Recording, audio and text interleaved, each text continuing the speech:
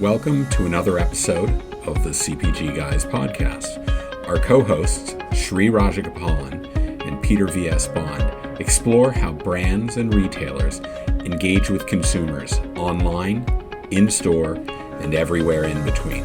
And now, here are Sri and Peter. Hello, everyone, and welcome to the CPGGUYS podcast. I'm PVSB, one of the aforementioned CPGGUYS. I'm also the VP of Partner Strategy and Development at Fetch Rewards Mobile Loyalty Program. And as always, I am joined on this educational journey about how brands and retailers engage consumers by my very good friend and a thought leader in the consumer packaged goods world. He's always curious, which I think makes him an ideal podcast partner. Please join me in welcoming the other CPG guy, the man known as Sri. Sri, how are you, man? Hello, my dear man with the radio voice, also known lovingly as 007. Peter, what a time in history. And I'm not referring to inflation. I'm not referring to the economics of this country. The baseball season is coming to an end. It looks like Dodgers and Yankees are both going to compete.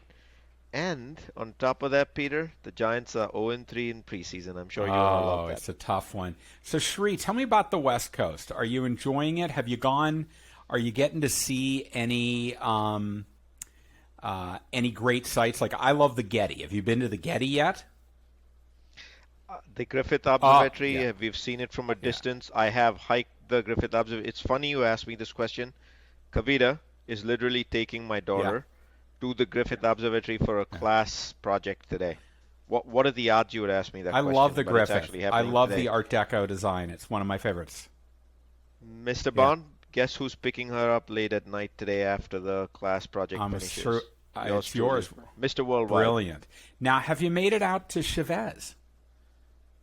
No, Peter. I haven't made it out to believe it or not, this is sad. I haven't made it out to a single restaurant. After moving from New York City to LA so that we can be in a car and drive, we're using Uber Eats. You know, Sri, you got to get out to Dodger Stadium. I hear they have the best record in baseball right now. The best record in baseball? They are in first place, Sri. I don't know if you picked up the newspaper this morning, but they're in first place. No, Peter, can you believe Sri is behind on his baseball news? So you know what's going on in my life in that case. Well, you got a lot of things to check out. I'm envious. Enjoy yourself out in La La Land. But before we get to our guest, I want to remind our audience that all of our content, we've got like 124 episodes now, Sri. Can you believe that? We just crossed 100,000 downloads. Seriously, Sri, what's going on with that? And our Peter, you and I both know when we started this, we never envisioned that'll happen in like a 12-month cycle. No. But you know what, Peter? Here we are. But we're on 40-plus platforms, virtual assistants. You can ask them to play the CPG guys.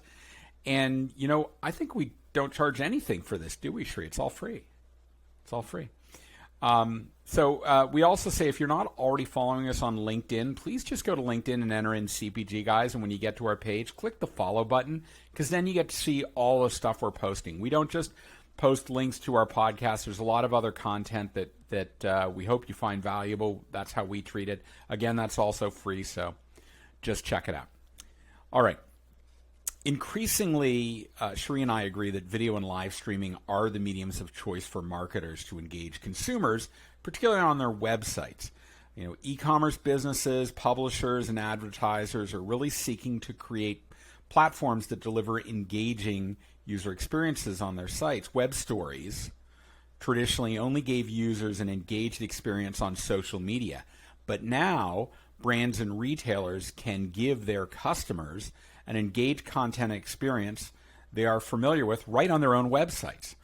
So the CPG guys have partnered with a company called Firework on a 2-episode series to explore how web stories significantly enrich user experience on brand and retail websites, dramatically accelerating the path to purchase. Imagine that. So here to speak with us about the use of web stories as a consumer engagement tool is Firework's founder and CEO. Please join Sri and me in welcoming to the podcast Vincent Yang. Vincent, how you doing? I'm good. How are you doing, Peter? Thank you for having me. We're really excited. Sri and I, this is like right up our alley about the kind of stuff that that fascinates us about how the user experience is dramatically changing.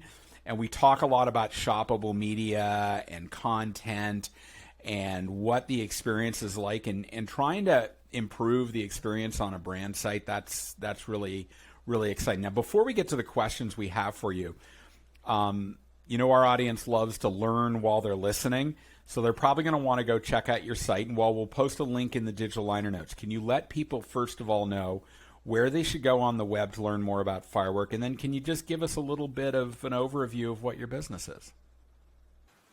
Yes, so thank you, Peter. So everyone can know more about it just by searching Firework. It should come up, onto the tops, or firework.tv is our website. So, and a little bit introduction of the company. So a lot of people view us the B2B version of TikTok. So we basically empowers every single brand, every single website to do short video live stream on their own website, not on their socials. So we as a business have raised a total of 85 million so far. We are the largest one in the sectors, and we grow very fast. So with 3-year-old companies, now we have 200 people. Most of us are based in Silicon Valley in New York, but also we cover about 6 different countries, from Tokyo from Japan to Europe, to Latin, to Russia, and all the way to India. So that's where we are right now. Well, that's really helpful. Thank you for that, Vincent. And I learned about you through one of the people on your leadership team, Jason Holland, who I worked with during my time at dunnhumby. So you got a real firecracker there for Firework, and I love Jason. I'm sure you do too. That's why he's on your team. So why don't we get to the questions? We got some really interesting ones. I know Sri and I are hungry to get to that. Let me start out with something that's a little bit kind of broader. I think Sri and I both agree that we're really witnessing a revolutionary shift in how retailers, brands, media agencies, and particularly in the United States, North America, Western Europe, the Western markets are really envisioning digital consumer engagement. And I think we both agree that, Sri, that the Eastern countries are substantially, when we think about Asia in particular, are substantially more advanced. But the West is really kind of changing right now. What are your thoughts around this? Yes, so I think we've seen a lot of the change as well in consumer behaviors. I think there's a lot starting from the kind of millennials and the Gen Zs. As you can see, most of them prefers content. Their default content format is short videos, not text, right? Because they don't have a long attention span. Recently some news talk about, people's attention span is less than 6 seconds now. So it's actually very, very short. So what we are seeing in total is about traditionally in the Western market, we talk about television. Right now, everybody talk about is mobile phone from the huge screens now into the smaller screen. So that's kind of the first trend what we're seeing. And of course, everybody already know about this. Second big trend what we're seeing is about people actually shifted from a lean back environment, lean back on the sofa watching TV, now toward lean in, right? So not only they just want a passive content consumption, they actually want to interact. We see a lot of consumers, they actually wanted to interact with the brands. They want to be part of the brand. They don't want to just be the receiver end of what's happening. They want to chat. They want to talk. They want to see what's behind the scenes. So that's also something that's actually very, very interesting so far. I'll tell you, when you just described my 2.5-year-old daughter. She's got a 6-second attention span, and she leans forward into my wife's iPhone. That is exactly what is happening in this country. Right. The one, yes, sir.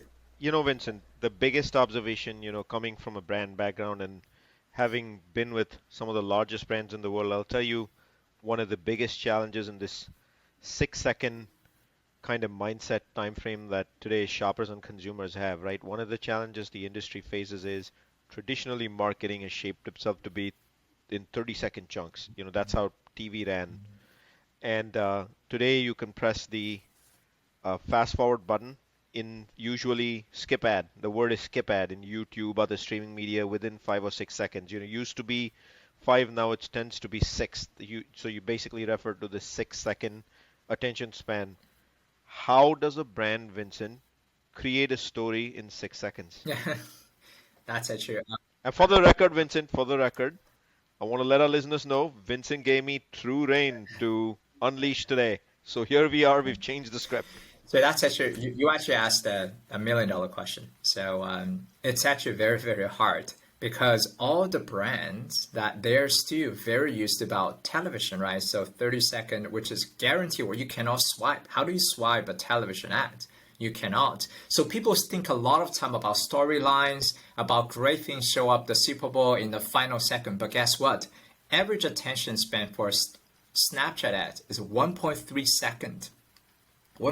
Because 6 seconds is people's average attention span for a short video. But as soon as a consumer realizes this is an ad, you know what they do? They swipe out ASAP. So now you literally you think people are going to do, a lot of people just mistakenly think the video duration means the time, right? Hey, I got a 30-second ad. But guess what? Nobody really watched the 30 second. They don't even give you 1 second. To be honest, I do think it created a very big challenge what we are seeing, right? So hopefully Firework is part of the solution for them. We'll talk a lot about it. But right now, most of the brands, in particular younger generation, they really, really feel it's very challenging. How do we really engage with the younger generation in this new norm, in this new consumer behavior? So everybody is really trying to figure out now. Vincent, I have a two-part. Peter, I'm really loving this. I got a two-part attachment to that, Vincent. The first part is, TikTok, right? TikTok is here. TikTok is here in advertising. It is the social media platform of today and tomorrow. It is not a temporary phenomenon. And I refuse to believe it's the below 16-year-olds. TikTok is used by a lot of individuals across several generational cohorts. Yeah. Should the CPG guys have a TikTok channel? That's an easy one, Vincent guy. I think you should. And Peter, take the message, man. We have one. We just have only published one video, Shri.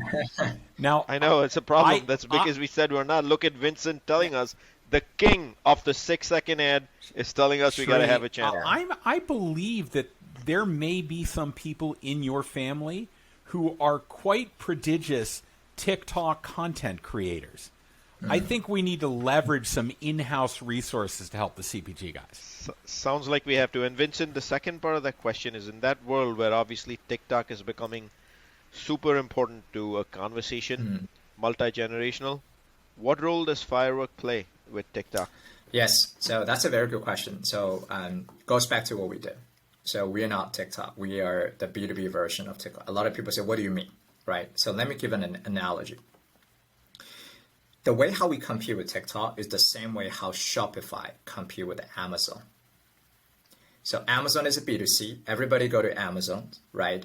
But there are so many brands who say, well, I want to control my own destinations, right? I don't want to just, yes, Amazon has traffic. Everybody knows the reason why they create an Amazon account is there's a tons of traffic. But what people didn't realize is you have to share the traffic with 30 million merchants. Now, the same thing with TikTok. On the one side, Three and Peter, I really encourage you to create a TikTok account, right? That's great because, it's such a very interesting format, right? But here's the challenge. Everybody was rushing into TikTok. Why? There's traffic.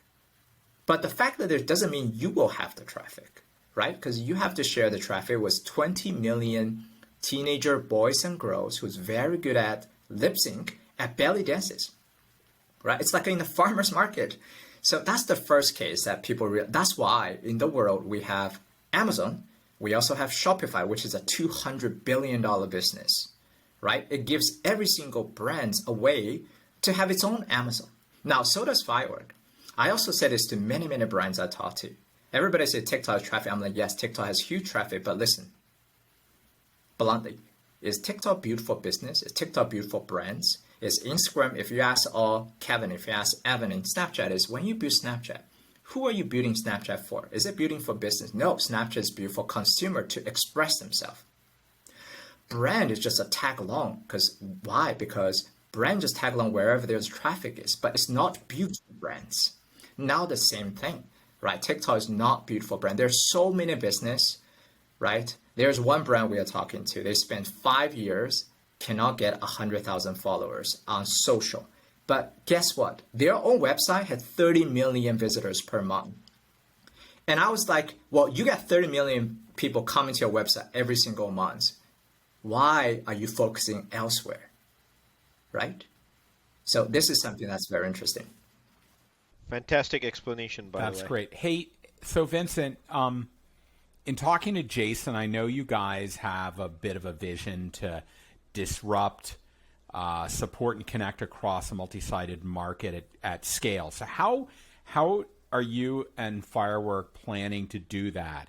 And how do you think you can scale so quickly? I mean, what's the secret sauce there? Yes. So now dialing back to Firework. So our goal is actually to empower every single website. So now let's look at the data. There are 350 million websites in the world, 350 million websites in the world. And every single website is built in a very old technology, WordPress, right? And even Shopify is a great company, but has not changed too much on the forefront. In the last 15 years, still pretty much text and images. So isn't that interesting? On one side where you visit TikTok and Instagram and Snapchat, it's full screen short video, right? 70% of content is short video and live stream. But on the other hand, on the open web, 100% content is text and images. There's zero short videos and live streams. That's why for me as an entrepreneur, it's a no-brainer, right? We bring that experience to every single website. Okay, because of that, we break down website into two parts. One type of website are what we call media company, whether they are a publisher, whether they are a blog. So they use Firework to upgrade their user experience, right? So instead of competing with 20 million teenager boys and girls, they don't compete with anyone. They just use this new format on their own website. That's half of our business is helping publishers, helping media companies, etc. And then the second half of business is help e-commerce website, helping travel website, having retailers, having realtors, etc. on their side. That's what we do. But now, Peter, when you ask the question, and then what our main goal is to connect the two, because they're using a common infrastructure. Now, any business, any brands, when they're doing a short video live stream on their own website, they can just click a button and will find the most relevant publisher and put their content onto it right away to amplify their content to the most relevant audience right there. So I want to get a little bit, Vincent, into your services, but the question I have for you is you obviously have Firework for Business and you have Firework for Publishers. There's a creative element to this, which is what is the 6-second story? And then there's the whole technology infrastructure to support this, right?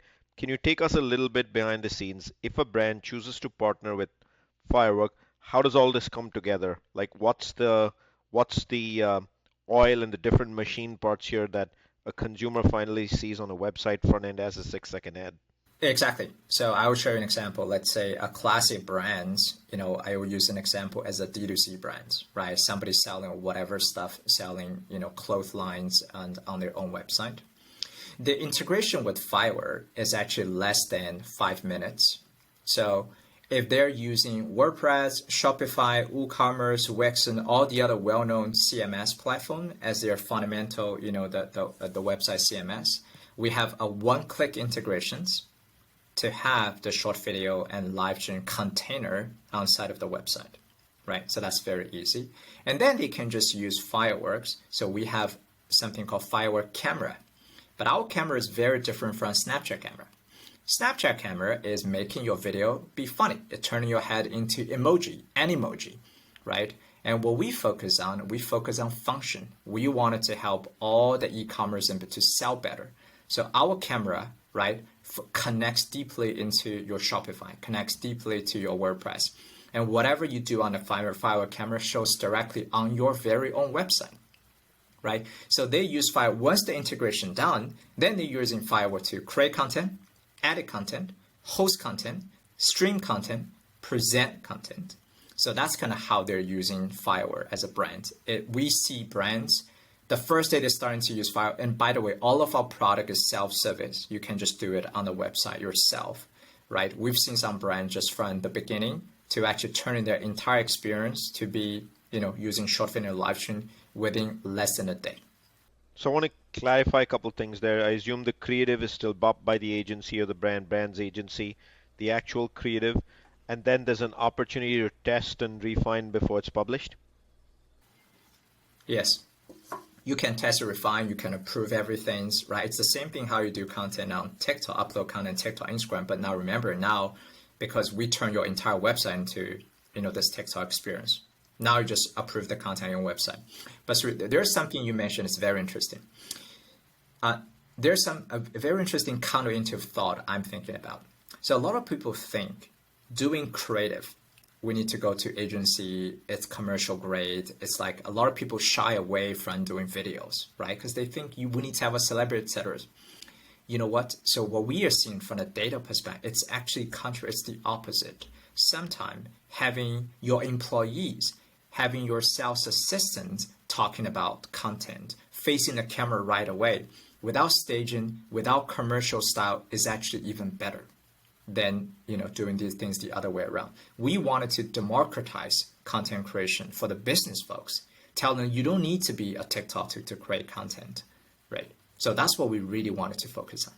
You hear that? Content democratization. I love that. That is great. Vincent, I can say that when we talk to both interviewees on this podcast, and frankly what we hear from our listeners, is their interest in doing this kind of stuff and create this kind of meaningful content, but they seem to be relegated, as you mentioned, to only being able to do that in social media because their own site platforms just didn't have that ability to do it. And it seems like what you're offering them is now exactly what they are being able to do through social media. They can now do on their own sites. They're really trying to figure out about then what is the best practice. And I think you kind of touched on it with getting the content out there and making it authentic is very important. So can you give us a little bit more about the markets where you see in particular Firework having substantial value for telling short stories that'll help drive conversion? Yes, absolutely. So I think, Peter, you mentioned something very important. It's called authenticity, right? This is a very big consumer shift. My parents' generation, whatever on TV is legit. Everything on TV is true, right? So now I have two young daughters. So to my young daughters, whatever on YouTube is legit. Whatever YouTubers say, they said that YouTuber said, watching television doesn't hurt my eyesight. You are wrong because YouTube told me this way.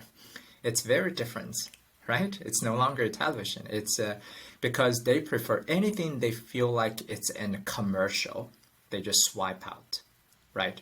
But anything they feel like is authentic, is a real person. It's a real person talking to me, how they do the makeups, how they do the dress up. People tend to be more influenced by them for what I call the digital born generation. The brands, I think, all need to change the way how they think about it, right? To be more authentic. Okay, so yeah, 3, go ahead. Are you saying, Vincent, we have just created a new dictionary, Peter? It used to be the Webster's, then we had Wikipedia, and now, Peter, it's YouTube. My daughter Nadia, she lives on YouTube. She knows how to swipe and how her stickiness and how long, to Vincent's point, she stays on a particular thing because as she's watching, she's scrolling. And if at any point she gets bored with it and it isn't informing her and she doesn't think it's authentic, that's when she changes. I think you're spot on, Vincent. I got to tell you, Peter, I had a leaking AC and an AirTran RX80 in my new home. Yeah. I used YouTube to figure out what was the problem, and it came down to changing a filter. I use YouTube on how to change the light bulb in the front of my car, on literally anything. Somebody has created that content. So sorry to go off on a tangent, Vincent, but you're so spot on. But I want to come back to YouTube, Vincent, for a second, right? Like I just want to come back to that platform, right? YouTube has obviously been here a long time. Probably closer to 15, 18 years. And today, YouTube is a lot of pay to play, right? Whereas what you do as Firework for business is there's no play to play involved over here because the content is on the brand's website. The assumption here is the consumer is already on the brand's website. So I want to point out for audience, this is not a pay to play platform of any sort. This is an actual platform and a technology to enable a brand to be able to create engaging content in the time period that a consumer engages and to be able to publish at scale. How did I do, Vincent? Did I get that right? You get that 100% right. So now I wanted to add a few data points to it. So, my major is mathematics. So I love to quote some data. All right. You remember we talk a lot about 6 seconds. We talk about customer attention span on Snapchat ads in average is about 1.3 seconds. All right.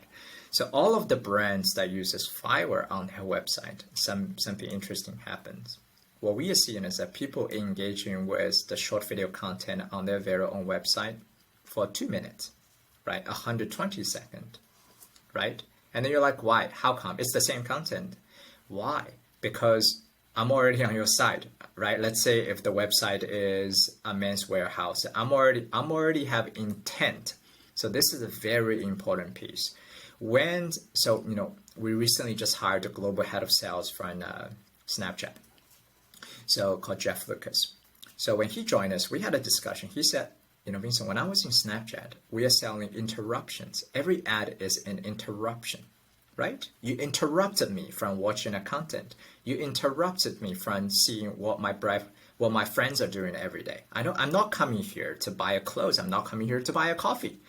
However, if a coffee website use short video on their own website, then it's a total difference. I'm coming here to buy something. I'm already here. So, right now, show me the stuff as if you're doing things offline in the short video ways. That's what we see. The engagement time is much longer. And then we will later talk about live streams. We have one client selling underwear online, right? She used to do a lot of things on social. She just could not get people to engage with that, right? And then they have a TikTok account, but they just cannot get even more than 10 people to follow them. Be on TikTok doesn't mean you have traffic. It's totally opposite, right? Now they're starting to do live stream on their website. Yesterday they did a live stream. You won't believe the number. People engage with their website for 5 minutes and 30 seconds. And when they're watching the live streams, and then Firework empowers also to allow them to shop, to buy. We have the shop now button right away. Guess what's the add to cart shopping ratio? Average add to cart ratio for an e-commerce branded website is about 1%. But using our technology to do it, but of course, content matters, right? When they do the authentic content, we get to 19.6%, 20 times, right? And why? And who did the live stream? There's no influencer, there's no celebrity, nobody do 10 backflips, no one do that. It's basically a sales assistant, and actually the owner herself is very authentically, empathetically talking about, this is my brand, this is why I'm doing this, let me show it to you right now. They used to sell offline, but now given the pandemic, all their offline stores are closed, right? Now she was moving all to online. She was literally doing a live stream. She turned her living room into a live stream studio. Can you imagine that? That's something that made me very excited. But the number you quoted is a very powerful number. Like, you're talking about 1/5 in that particular example. I've spent a lot of time in this space all the way up and down the funnel, right from the acquisition all the way down to the conversion, not just the add to cart, because you got a step right after that, which is to close the sale with the consumer. But that 20% number is a record-breaking phenomenon, like stop the press, folks. Yeah. Like, that means 1/5 of those that showed up for the live stream are going forward with the add to cart, like step one of closing the sale, right? Some percent of that will actually go through the checkout experience and take it. But when you're starting with such a large number to begin with, the conversion funnel, which is closer to 0.3, is automatically going to be elevated like at least 10x to like the 3, 5, 7% range, right? Which is like pretty incredible if you ask me. But the big question I'd ask you, Vincent, is for a brand, right? Classically, they're trained, most brands are trained on how to do this on the CPC model, and that's what the investment is start off and the yield is start off. In this, my guess is, and I'd like you to decompose it for the audience, in terms of an investment with Firework, it's the platform. It's not the clicks and the number of content pieces being put on. Just help us understand how that model works with you. Yes, so our pricing models. So our pricing model is a software fees. It's the same thing how people use, HubSpot, use Shopify, etc. Ranges from how much traffic, how many live stream they're going to do. Some of the clients do live stream once every day. Some of the clients do once every week. right? So based on that, our price ranges from $5,000 a year all the way to actually $1 million a year. We have huge clients paying us $1 million a year for infrastructure. Not only we do software, all the streaming, all the hosting is all on Firework, so they don't need to build anything themselves. We spend about $15 million every year building the global streaming infrastructure to allow ultra low latency streaming, so that our clients doesn't need to, because building a live stream infrastructure is quite expensive, right? So that's what we do all of those. But in average, our clients, when they use that, they're able to see an ROIs for about 10 to 20 times, because they're able to double, triple, quadruple their conversion rate for the D2C brands. That's actually very, very important for them. I want to recap something you said earlier, Vincent, about, and Shri referenced it, right? The marketing funnel. The reason your solution is substantially more powerful on a brand marketing site than in social media is where the consumer is entering the marketing funnel in the experience, right? You mentioned that in an interruption, they're way at the top of the funnel, so their attention isn't there. When they get to the site, they are already in evaluation mode, right? They're much closer to the consideration. So because they're in that consideration, in Amazon terms, right? They've done the glance view, they're on the PDP, and now they're really considering the contents there. That's where your solution is so desperately needed by all these sites that are still doing text and image based solutions, because they don't have the right medium to address that part of the funnel. Yeah, exactly, Peter. Let me put another way to think about this. A lot of people, again, ever say, how is it different from TikTok? How is it different from Facebook? I'm like, look, TikTok, Facebook, Snapchat, they will deliver you a click, right? And their journey ends when they give you a click. It's like, here's a click. They come to the website. My job is over. Whether the click converts or not, I don't give a damn. It's your problem. I just give you a click. For Firework, when you got to click onto the website, our journey just started. See, our journey is, okay, we got a client, we got a consumer and coming to the website, right? Before you use Firework, coming to the website doesn't mean convert. Conversion rate is 0.2% from a casual visitor to final shoppers, right? Then Firework take it from there is about, okay, now how do you engage with them? Also, the content is different. The reason why a lot of business, right? Because when you do content on TikTok and Instagram, you know what type of content works?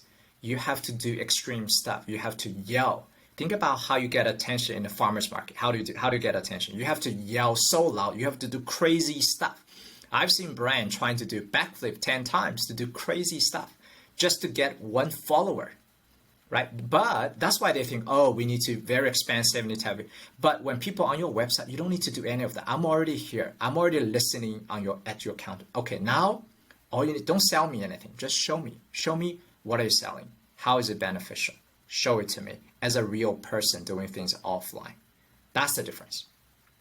Peter, on the farmers market thing, what I would say is they don't have to do backflips and they don't have to bring jugglers. They can just talk to the CPG guys, and the CPG guys can help, no problem. If you want brand Shri, attention. does this mean that we don't have to I'm just kidding. I'm kidding. Does this mean we don't have to juggle flaming bowling balls?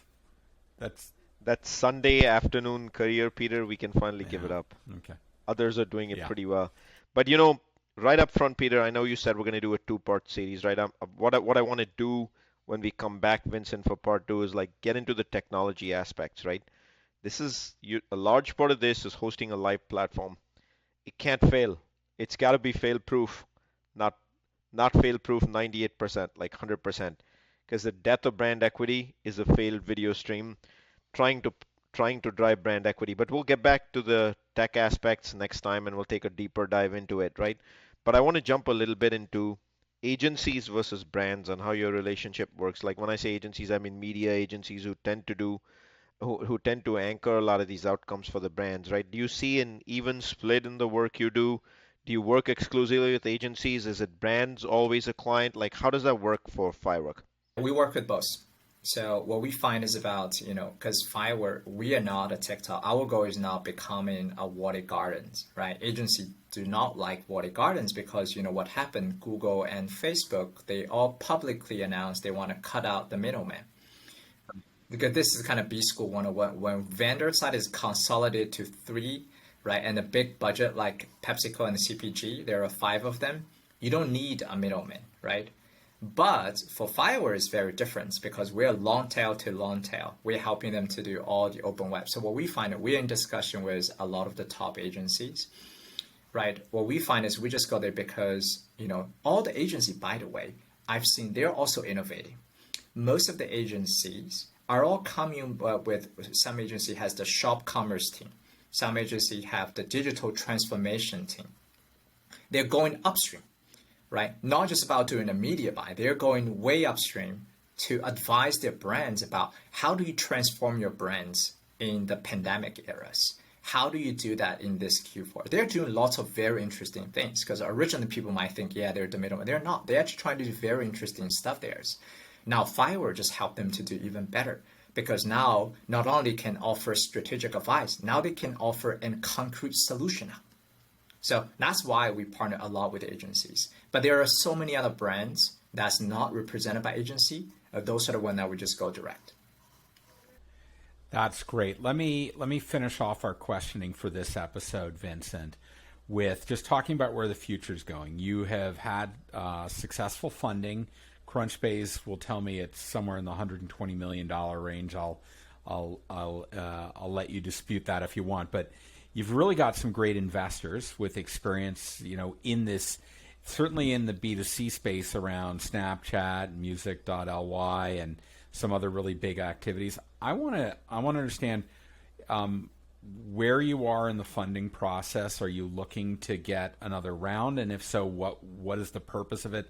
And where do you see you investing in making this platform even more robust than it is right now? Yes, so that's a very good question. So right now we have raised enough. So to give an example, just this year we hired over almost close to 100 people just in this year's. So a lot of people so far. So right now we are very well funded, but we are definitely talking to a lot more strategic and interested. It's the same thing for a long time. People, all eyes is on Walmart and Amazon until people realize, wait, there's this thing called Shopify. You don't see that existence, but it existed everywhere. Right now, we're in the stage of more and more companies starting to notice there's something that is very different there. The B2B version of TikTok starting coming. So, they're starting to talk. We're already in discussion with a few big strategic for more, not for pure money, but more for strategic investment that can really offer value to us, right? And our goal is, so for example, last quarter, we already served 4 billion shoppable video and live stream views last quarter in a very big ways. So we already cover about 600 million people a month for the people that every single consumer that we can impact. Exactly. So that's why our engineering team, our backend team is already very well tested with huge numbers, right? Our engineering team is led by a gentleman who formerly runs and builds the Alibaba live streams. So we are very well tested for all the big loads, etc. Right now, we just wanted to go all the way up. Our goal is about in 6 months to reach to 1 billion people a month. That's our goal.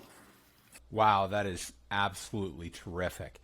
I want to remind our audience that all of our content are historical podcasts that are approaching 125. There is links to our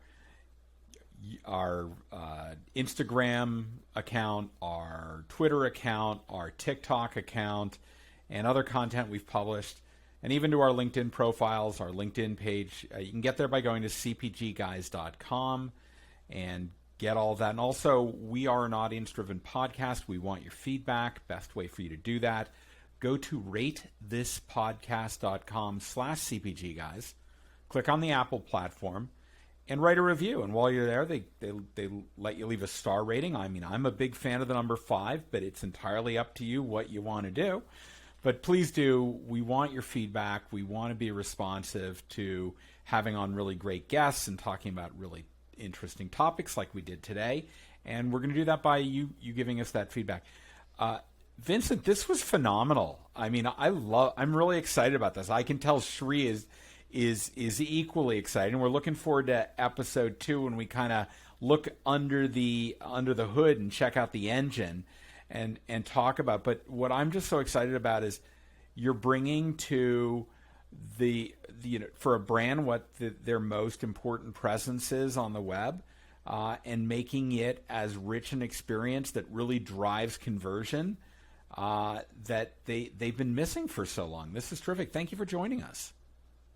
No, thank you for having me. And all the question is very inspiring. I really like this conversation. Shri, what do you think? I had a really good time, Peter, today, because I'm all over this digital media advertising space, and I deeply believe in my heart, I've publicly said this at keynotes, the 6-second human captivation in a marketing engine is one of the most important transformations of our industry. But I'll be the first one to tell you, Peter, the industry is largely ignoring that. So in my eyes, the ROI of the ad is shrinking by the day, and just because the attribution is so complicated, we're letting it pass. But what a good way here, like you can actually jump to it when you create content that way first, and then measure the full funnel attribution all the way to the add to cart, to the checkout cycle, to what actually got sold, right? So now you're putting me in my home turf, fun stuff to discuss, Peter. But for our audience, there is a Easter egg hidden in the resources section of the Firework.tv website, because you can go meet Ashton Kutcher as he talks to Steve Jobs, I believe. So go check out the Easter egg hidden there, but you can also go join their webinars to learn, and a ton of content on fashion and beauty. Easter egg, my friend. This is great. Can't wait for episode 2, which is coming up in October, on October 9th. But in the meantime, we want to thank our audience for following us. Hope you have a tremendous Labor Day weekend this 2021. I know Shri and I are going to be busy preparing for moving trucks arriving to drop off all our property so we can actually live on something other than just paper plates and sitting on the floor. So, Shri, thank you so much, as always, for joining me on this journey. It is an absolute blast. Everybody, look forward to speaking with you on the next episode of the CPG Guys podcast. Goodbye.